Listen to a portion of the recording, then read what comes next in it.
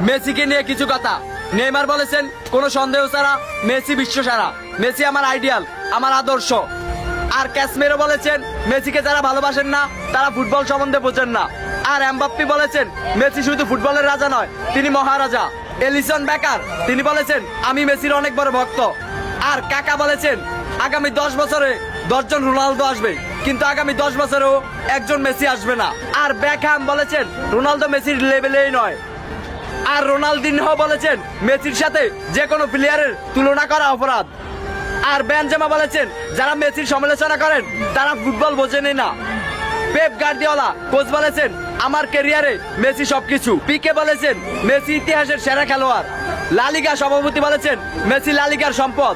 আর প্লেকে জিজ্ঞাসা করা হয়েছে মেসি নাকি রোনালদো, তখন প্লে উত্তরে বললেন মেসি। তো আই লাভ লিও মেসি। তো এই ভিডিওর মাধ্যমে কোনো প্লেয়ারকে ছোট করা দেখা হয়নি। তো যদি কোনো ভুল হয় তাহলে ক্ষমা দৃষ্টিতে দেখবেন। তো সবাই ভালো থাকবেন।